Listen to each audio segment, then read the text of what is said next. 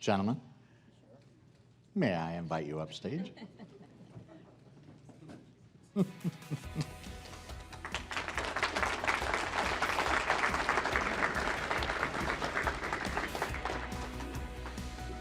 He's going to make me sit next to you. Hi. How good you too, man? Sir, good to see you. All right. All right. We're hot mic. Yeah. I was hoping it wasn't happening at the table. That would not be good. So. Yes, that would be. That's true, the things we were saying about you. Yeah, I can only imagine. Yeah. It wouldn't have been the worst things that have been said about me today, but I usually say them to your face. Yes. Yes. And I appreciate that. Yeah, it's good. It's good. All right. First of all, ladies and gentlemen, we've got Brigadier General Rueschhoff, Jason Ox, Yep. right? Yep. Yeah. And Colonel Johnny Ives. Mm-hmm. Yep. Air Force, Army. See? Listen, I feel like I should say, Yeah. Whoosh. yeah, whoosh, that works. Whoosh. Let's Yeah. just see Or Yeah. swing a golf club. let's see what kind Yeah. of support we really have Yeah. here. Up and away. All of our Marines in the room? All of our Army in the room? All of our Air Force in the room? Yeah, Sorry. it's pretty good. Not Pretty bad. good. Not bad. Okay. Not bad. Oh, my wife served in the Navy. Any Navy in the room? All right, there we go. Okay. Coasties? Coasties. No coasties? No. We usually have like one. Yeah. He's not Any gonna- Space not Force? gonna raise his hand right now. So, No Guardians? Okay. Guardians. Any Guardians? Nope, not yet. Yep. Soon. Just checking to see yeah, what that's our good. No, that's constituency good. looks That's a good like. plan. That's a good plan. All right. I have with me today Brigadier Jason Rueschhoff, call sign Ox, commander of the 56th Fighter Wing, Luke Air Force Base, whose mission is to train the world's greatest fighter pilots and combat-ready airmen. There you go. Check. That's right. right. That's right. Pretty cool. Yeah. Well done. He has. Thanks. He has just passed the 3,000 flight hours mark. Thanks. Yeah, it's pretty impressive. Recognize that, right? Yeah. With 267 combat hours, and he and his staff can put on a great air show after a 6-year absence. Yeah. That was Good amazing. time. That was a good time. Yeah. F-35 it fell. Yeah. Right? It falls, and then it goes, I'm going to fly again, and takes off. How many of you made it to the air show? All right. Okay. Awesome. Yeah. Missed a good one if you weren't there. Yeah. We'll get more out there next time. Okay. All right. I also have Colonel John Ives, Johnny, the commander of Fort Huachuca, which I can best describe, check this out, because, boy, this was not easy. It's top secret, right? As a research, testing, and training base essential to the success of the U.S. military now and into the future. Sure, we'll take that. It's good. I had no idea. Very well. I had no idea. That was about 3 hours of work. Johnny has multiple deployments, including a 22 and 24-month tour to Iraq, and he prefers to jump out of planes instead of landing them safely like the good general here. I'm saying. Life choices. That's right. All right. Hey, you've seen the audience. You've heard me talk. You've heard Nicola talk. Most of what these individuals are doing is the same thing that I'm doing. We are attempting to essentially ensure that service members, veterans, and their families are being well taken care of. For you all, that's readiness, right? And readiness covers a huge swath of everything, from ensuring that you've got the absolute best fighter planes to ensuring training is being conducted in the best possible way. When we're talking about personnel, that's come light years in the past 20 years. I remember a time when family readiness programs and the Airmen and Family Readiness Centers were focused on Easter egg hunts, right? Yeah, okay. Not that that's not now done, but there's a lot more to it these days. Yeah, so what are we readying for? You know, what's going on in the world? What do we have to be prepared for? What do I sit in I have the good fortune, I guess, if you will, to be able to sit in the Arizona Commanders Summit. Thank you again for inviting the coalition and the department into those. But we get to hear about some of the things that are going on in the world. And what it has done for me is it has made me adjust how I think about our ecosystem of support, right? We're going to have to make some changes. So I would love, if you're open to it, to help explain to several hundred colleagues here so that they can help us think about this going into the future. Yeah, you bet. Thanks. Thanks. That's a good Please. question, Thomas. Appreciate it. First off, let me just say thanks to you and to Nicola and to the Arizona Coalition military families for having us here. It's a heck of an honor to be sitting up here. Anytime I get to share stage with this guy, got to get my A game on. So I'll work on it. Army's, he's always ahead of me, so it's okay. Really appreciate just the honor to speak to you all. And it's pretty cool to look out at this audience and know that there are a ton of veterans out here. But it's not just about the veterans, it's about the support to the veterans. That's what we're here for. So I just want to say thank you from both of us to all of you for taking the time to be here, for everything you've done in your previous life and what you're doing in your current life. So I'll give you a round of applause with Johnny here for you. Absolutely. Thank you. Yeah, so I think, you're starting right out of the gates here, Thomas. Appreciate that. We talk about readiness all the time, and I'll allude to what I really think it means here shortly, but, across the state, we are getting ready constantly, and it's for a couple of reasons, and I'll let Johnny pitch in from his standpoint here, but we are on the cusp of, I would argue, one of the most consequential times that we've had in our history. We have adversaries that are waiting for the right moment to strike, and I don't want to be a doomsday sayer or worst case scenario kind of person, but that is the reality of it. There are a lot of briefings that you can get at different levels, not in this room, but where you would be amazed at what the calculus is, and that's what it is. Our new chairman, General Brown, who is also the Chief of Staff of the Air Force, I had the pleasure of working with for several different assignments. I like to put it this way, that the adversaries that are out there are trying to solve for X, and they've got an equation, and that X is about time. What is the right time to challenge the United States and our partners, our freedom seeking and protecting, and the way of life that we so value and that our partners value.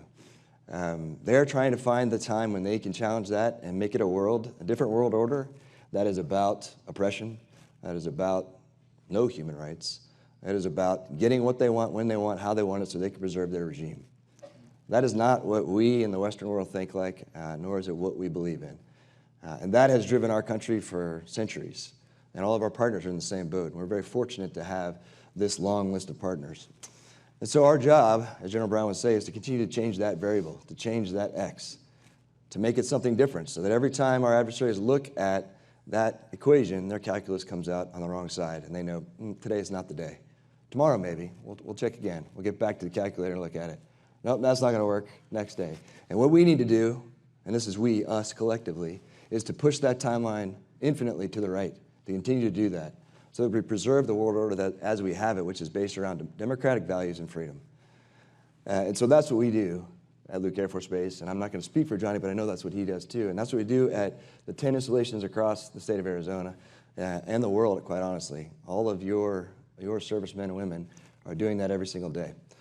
And we are getting ready so that if we have to, we can respond at a moment's notice and defend freedom, quite simply. But I will tell you, none of us want to do that. We all want to do the other part of that, which is deterrence, right? And so when we build our capabilities and when we build our equipment, we build our technology up, we end up pushing that timeline right, like we talked about, through deterrent value. And if we do our job correctly, we don't have to go to war, and we don't have to send people into combat and into harm's way. But the fact that we can is what keeps our enemies and our adversaries at bay. That it? Did I answer it? Well said. I got kind of fired up, I'm sorry. Okay. Yeah. Well said. Thank you. But I think one thing I would add to that, though, is that when we talk about readiness, right, most times people think about your processes, your capabilities, think about your equipment, your technology. You'd be surprised. Our job is to try to limit that technology gap and the processes gap from our adversaries. And we're doing a really good job of that across the way. And Johnny's got a big hand in that. All of that technology is not really anything other than equipment. And what really makes the equipment hum are the people, right? Which is why we're all here. And I can tell you, Johnny and I are very like-minded with this. And we spend a lot of our time talking about the things that you all are concerned about here. How do we support our military members? How do we support their families? How do we support veterans that we're serving at one point in our installations? And that's where we spend a lot of our time, because that is the real key to the difference between our adversaries and who we are. Beautiful. Yeah, thanks. You want me to go sit down? Ditto? Yeah. All right. Well, thank you very much, gentlemen. I got a little excited. I apologize. Oh, no. No, this is exactly. He and I I want talked about that. when you've got amazing folks talking, you just let them go. So please, yeah. Oh, no, I was going to say, so he and I spoke earlier, and he said, General Rueschhoff's going to answer this question, keep your mouth shut. And I said, okay, I would do that. He didn't tell me. Nobody said, he said, hey, if you want to jump in, you can. And I said, I told him, I said, well, I studied Russian in college. I have 2 master's degrees, both in China studies, national security and strategic studies, and both of them, my thesis was on China. And I'm a military intelligence officer, so if you want me to scare the crap out of you, I absolutely can. But that wasn't the goal, right? That's right. So, Yeah. Well played. And I kind of staggered after that. And, I appreciate fumbled over myself a little bit. And yeah. What would you add to that? Like he said, readiness of taking care of our people, and that's why organizations like this, and then this community that you've brought together here is just incredible. Because when we do talk about readying our force, it's not just readying the equipment, and it's not just readying the soldiers or the airmen or the Navy or the Marines to be able to go and do the things that we need them to do in combat, which is sometimes a very terrible thing, but we're incredibly good at it. And it's a terrible thing that we're so incredibly good at it. But what we need more than anything else is for our families and our communities to be ready for what occurs. And that's the scary part, is that we are on the cusp of a type of warfare that we haven't seen in generations. And that's the kind of warfare that we might not be truly prepared for, because America's history is we get punched in the nose and we bleed first. That's how we always operate. You have to remember the Maine. You have to remember the Alamo. You have to have Pearl Harbor. You have to have 9/11. That's how America operates. And that's what we need people to understand, is that it's going to hurt. And to understand that you got to pick yourself up and move forward. And that's what these organizations do for not just our families and not just our military members, but for the entire community, as a reminder that we're all in this together. So thank you very much for what you do.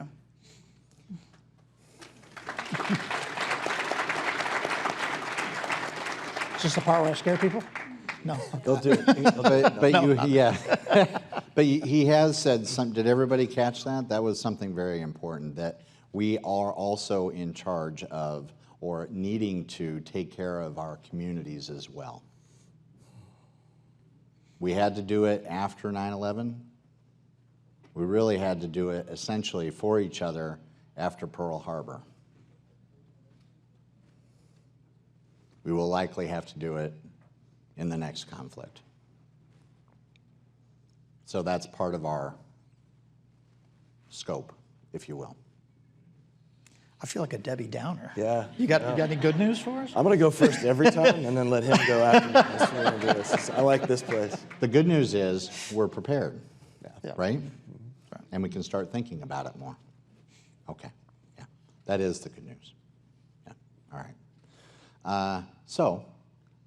Readiness. What as far as the personnel that you have now, the military has changed dramatically. Nicola, myself, the others that are working on the MTech project, we are wildly encouraged by the things that are going on the bases. there are some amazing people that you have that are working on the bases. Hello. Yes, yeah. Hello. Hi. Look at you. Say hello to the audience. Hello, audience. Yeah, so there's some really remarkable staff members that you have that are working on Yolani, Jarmel, where are you? Yes? There he is. Yeah, there you are. Yeah, okay. So raise your hand. Okay, you're going to be shy today. That's cool. So I just want to say there's some amazing people that are working, on the bases, and there are some amazing things happening across the bases that are just incredibly encouraging. Me as a mental health clinician that's been working in this field for 30 or so odd years, it's encouraging. So, I guess what I would say is, what would you like to see from the community? What would you like to? What do you have to say that that's happening on the base that you would like to talk about? What do you see that's happening there, and what do you need from the community that's in addition to that? Yeah, I'll go. Oh, please. That worked out well last time. So. Okay, let's go. Shout out to John. So you say a bunch of good things, and then John, if you'll scare them at the very end, that'd be great. That'd be great. Okay. That'd be very well. Yeah. Leave them wanting more, right? Yeah. There we go. Yeah. I love it. So Jarmel's part of our integrated prevention office, and I think that is just a huge step in the right direction. So, we don't have enough mental health clinicians. We don't have enough medical doctors, for that matter, just in the entire greater Phoenix area, period, right? So there is a dearth of that for sure. And there's this, maybe you've heard of this, called the spectrum of resiliency. And it kind of goes back to some guiding principles that we have at Luke, which is there's connected, respected, and protected. And the very first one of those is connected. And what we have seen is that when you connect with people, you give them a purpose, you give them an idea of something that is bigger and greater than themselves, and that keeps them around. It keeps them thinking through, hey, is this, God forbid, this suicidal ideation that I'm having, is that something I need to act on? No, I don't. People care about me. So that has been something that we have really tried to drive home at Luke. 7,000 plus people in there. It's not exactly easy to go and talk to each person singularly, but if we build a community that sees this as a ripple effect, which is what the IPO does for us, they take some of the things that Nicola was talking about with the cross-cutting mentality and talk to folks and bring them into the fold so that they know that they're valued, that they matter. And we look at connections a couple of different ways. It's connected to the mission, sure, like what you do. I mean, you spend the majority of your day, 12 hours a day, doing something. So how does that fit into training the world's greatest fighter pilots and combat-ready airmen? How does that fit into advancing air power to win tomorrow's fight, which is our vision? And when people understand that, they see a purpose. So we connect them to the mission. We connect them to their peers, right? There are a lot of folks that are sitting in this room who don't know each other. And you might be surprised at their story. And sometimes when you hear that story, you can resonate with that, and that builds a connection. We have them connect with other people across the base. It's easy to be in your silo, being a mental health clinician. Yep. You're very good at that. You know those folks. But what if you're a fuels person? What if you're a maintainer? What if you're an air traffic controller, one of our food technicians? We get those people together, and we have them understand what the other person does so they can see the bigger picture. And that really helps to build a purpose. And then I think what's happening right here, I challenge everybody on our base to go and connect with the community, right? Because what I've found is that awareness is one of the biggest things that's lacking, right? And you'd be surprised at how many people in Phoenix do not understand that there are 10 installations across the state of Arizona, that there's a $16 billion economic impact from the military-affiliated installations into the state of Arizona, that we fly jets, that we have the largest fighter wing in the United States Air Force, the 5th largest air force in the world. Just think about that for a second, right? This is right here. This is 20 minutes. Well, this morning it was an hour and 20 minutes away. Sometimes it's 20 minutes away, right? But, that we have an entire EW range, that the Army and the Air Force are partnering together to build capability that will counter any rival, any adversary that we have in the world. But people don't understand that, and they don't think that's actually happening. And so the awareness piece, and that's why it's so important for you all to hear this, is when you walk out of here and you go and you talk to your peers and your friends and you mention these things, you probably get some questions. And then the second half of that is what I've seen is that then people want to help because they understand that there's a need. And so it's not a lack of care, it's a lack of understanding and awareness. And so we owe it to the folks around us to make them aware. So that's why your first question, I think, is really important, to kind of understand the impetus behind why we have military installations across the state of Arizona.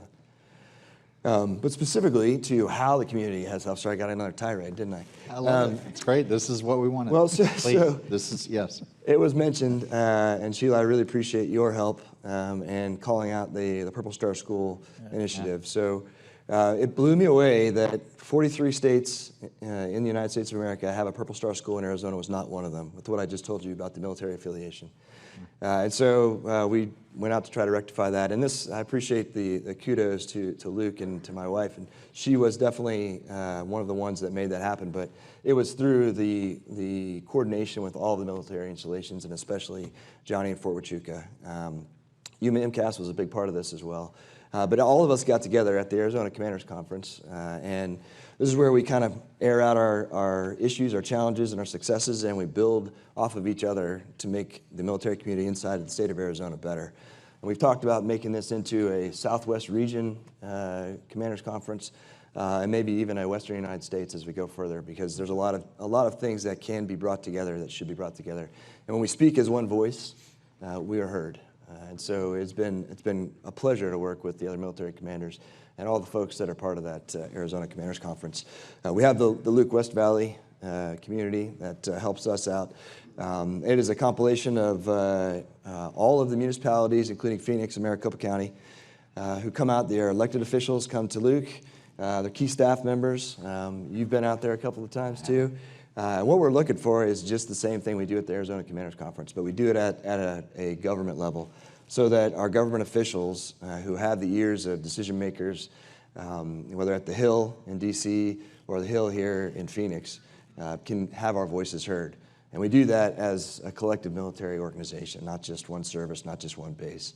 But that's where that Purple Star School initiative, and that is about bringing in military children who move. My children are 14 and 13, and this summer will be their 10th and 9th move, respectively. So I appreciate the 24 moves, I think you said you've had. Holy moly. That's a lot. And it's tough. It's really tough. And we see it, we forget about it. It takes about 2 years to forget about it, and then you remember it very starkly. So we're in the throes of that right now. But this program is designed to connect peers inside of the schools with military or highly mobile children. So it's not just a military thing. But you bring these kids in who have no friends. They have no organizations to which they belong. They have, their parents don't know anybody. There's no connection except for their teacher. And so they bring them in and they sit them down with a peer who has been trained. The schools, all the school liaison officers from across the installations have initiated the training to all the local schools now. And these kids are their connection immediately, so that they feel like they're welcomed. You also mentioned the licensure, which is huge. For those that don't know, my wife's an attorney by chance. I mean, by chance. She's an attorney, but you may not have known that by chance. But it applies to doctors. It applies to professionals with licenses. She's the five-star general in our family. Let's be very honest about this. Anybody who knows her knows that's a true statement. But when she moves, or when any other professional with a license moves, they got to start over. Sometimes that means taking a whole nother bar exam, a 3-day exam, or it means going through a whole bunch of paperwork and bureaucracy just to be able to work. And it becomes such a barrier that the 21% unemployment rate does not surprise me. It's probably higher, but that's because it's just a huge barrier to get through. And so that happened a few years ago with licensures, and then the federal government stepped up and said, we'll supplement and subsidy some of that cost too, which is huge because it is expensive. That's been a big win. And Johnny's right. The families are the foundation. All right? Some people will say our people are our assets. I hate that term because I think that is very thing-oriented. Right? People are our foundation.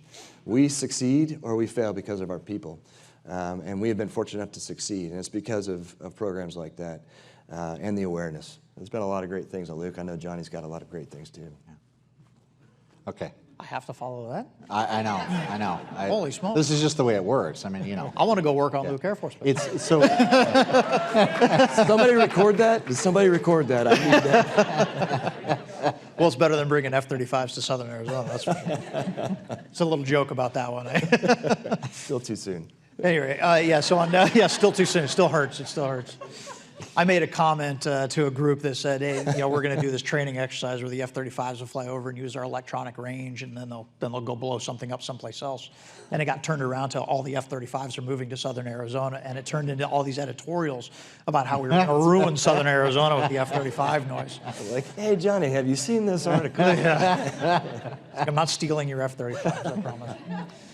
No, down in Fort Huachuca, when we looked at resilience and prevention and all these programs, we look at it as a holistic way of getting after the problem set. We know that all those Army programs are, and like the brains in your family said, there's a lot of stovepipe organizations that are out there. And how do we get grassroots campaigns to bring them all together? And that's where that cross-cutting study came in. We just started developing our own program, and then we saw the cross-cutting and prevention program was out there, and we were like, please come to Fort Huachuca, and that's how you and I met, because a whole team of people started coming down to Fort Huachuca to be a part of this. And our prevention, our holistic intervention program became something so much bigger than what we even thought it would be. We ended up discovering, and the way we did it was we weren't allowing the professionals to say what the problem was. We asked for, we'll say the lay people, if you will. We asked families, we asked doctors from the local hospital, we asked the firefighters to come in. Everybody from the community came in, and when we put them in groups and said, not what causes this immediate problem, what are the indicators of this problem that's happening? And when people started looking at the indicators, then we said, how do we start solving those indicators? Because it's not a matter of getting left of the boom, it's getting left of the problem. And if we can get after all those indicators long before they ever become the full problem, because a person getting after them right before they jump in their car to drive drunk is great. That's a wonderful left of the boom solution. Give me your keys. But what causes a person to want to go out drinking by themselves in the first place? What really gets them down that road to think that they have no friends, that they have nothing they can do, that they've got no community they can be a part of? And that group of people, without any of the professionals telling them what the answer to the problem was, said what we need is a community of people that are connected. And we called it a Building the Tribes campaign. We have to build tribes around what people want. What are their shared joys? What are their shared loves?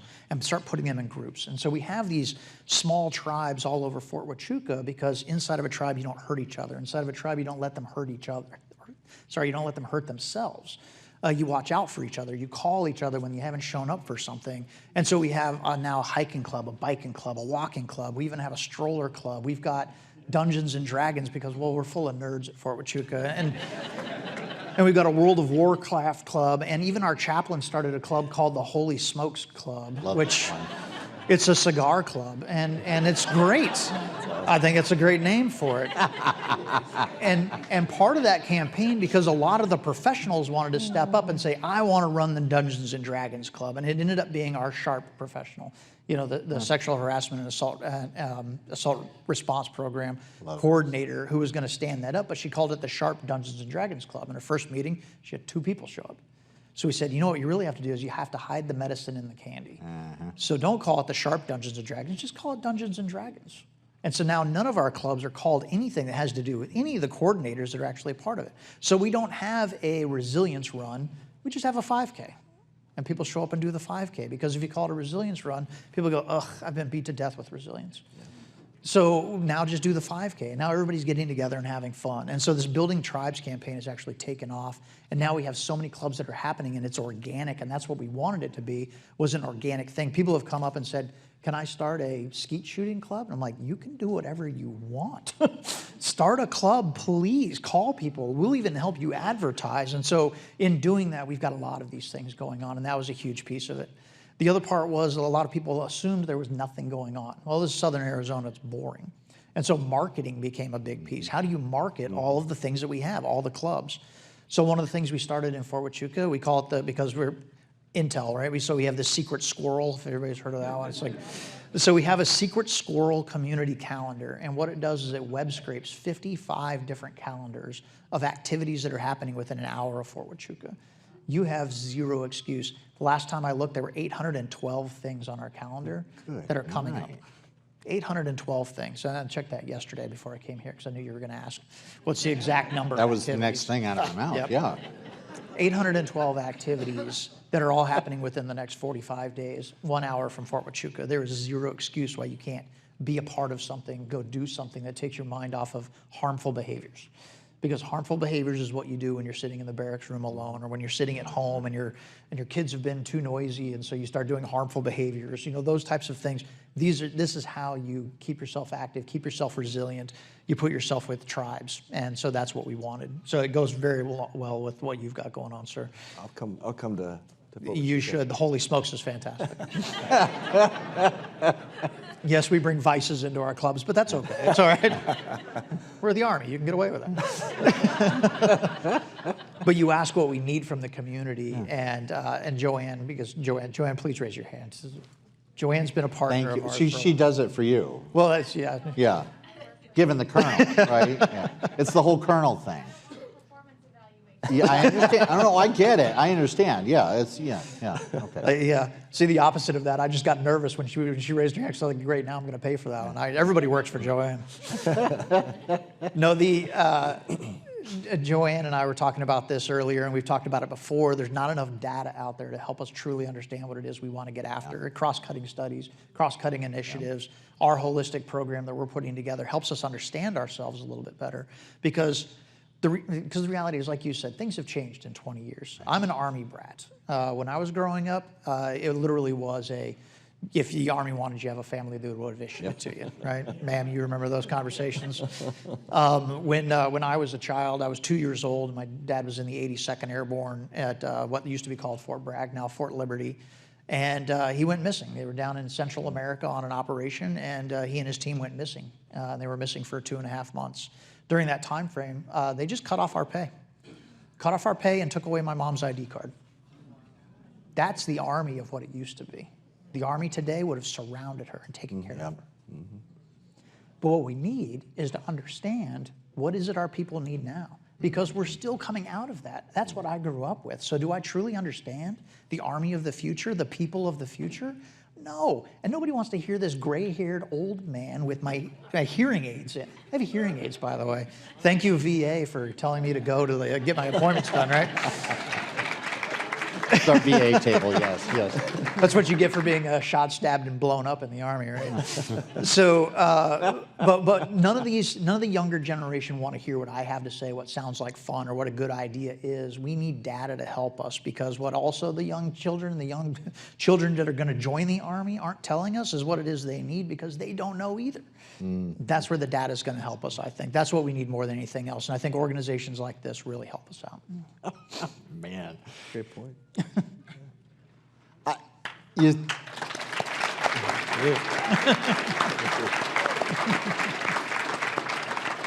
Okay. We're at time.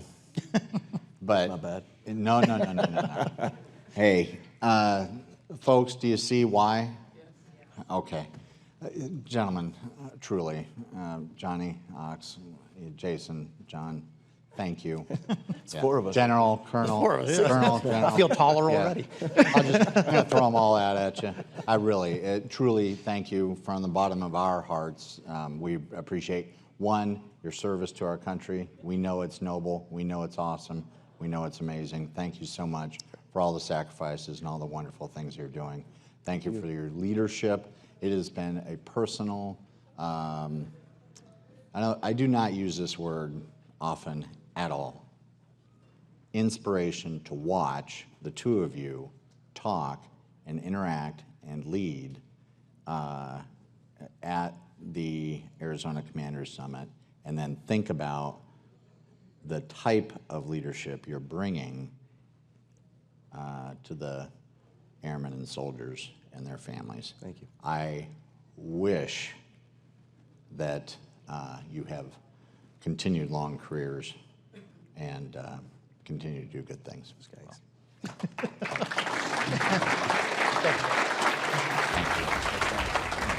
Sir. Always a pleasure, brother. Thank you all. Thank you very much.